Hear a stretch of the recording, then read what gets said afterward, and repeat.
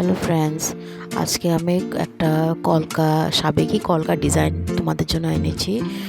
আমার কলকার আমার কলকারটা এত ফ্লুয়েন্ট হয় না, তাও চেষ্টা করি একটু ফ্লুয়েন্ট করার জন্য।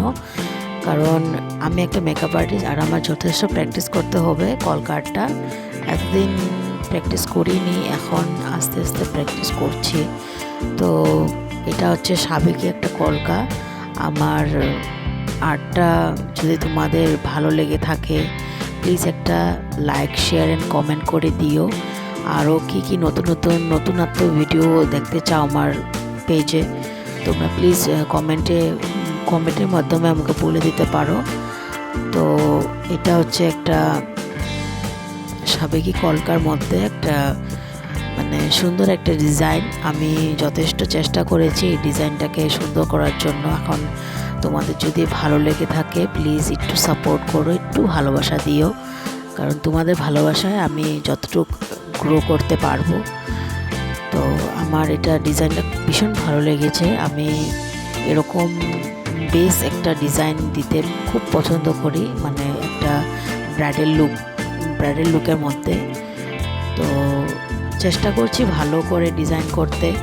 তোমাদের সাপোর্ট থাকলে আরও আস্তে আস্তে গ্রো করতে পারবো। তো আমার ভীষণ ভালো লাগে কলকা আর্ট করতে, কিন্তু অনেক দিন ধরে প্র্যাকটিস করছি না, কিছু একটু ব্যস্ততার কারণে। তো আজকে ভাবেছি যে প্র্যাকটিস করে নিজের হাতটাকে ক্লিয়ার করব এখন থেকে। তো এটা হচ্ছে একদম সিম্পল ডিজাইন, আমি নেটের থেকে অ্যাকচুয়ালিতে সার্চ করেছি। তো ভালো লাগলে প্লিজ একটু সাপোর্ট করো, একটু ভালোবাসা দিও, তোমাদের ভালোবাসা যথেষ্ট। তো একটু জানিও কেমন হয়েছে আমার এই সাবেকি কলকাটা। ডিজাইনটা ইউনিক ছিল, আমি একটু নিজের থেকেও বানিয়েছি আর একটু নেটের থেকে দেখেছি। তো প্লিজ তোমরা বলো, আর নেক্সট ভিডিও কি দেখতে চাও একটু কমেন্টে জানিও। তো এটা হচ্ছে আমার ফুল সাবেকি কলকা, তোমরা বলো কেমন হয়েছে। একদম সিম্পল সাটেন সাবেকি কলকা।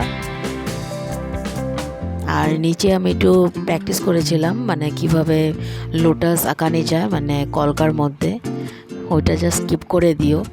আর একটু যদি আমার ল্যাঙ্গুয়েজে যদি অল্প প্রবলেম হয়, প্লিজ একটু তোমরা ইগনোর করো, কারণ আমি ওটাতে যথেষ্ট প্র্যাকটিস করছি। আমি একটা আসামের মেয়ে, তো আমার বাংলাটা একটু অন্যরকম হয়, ওই জন্য চেষ্টা করছি ভালো বাংলা বলতে। Thank you.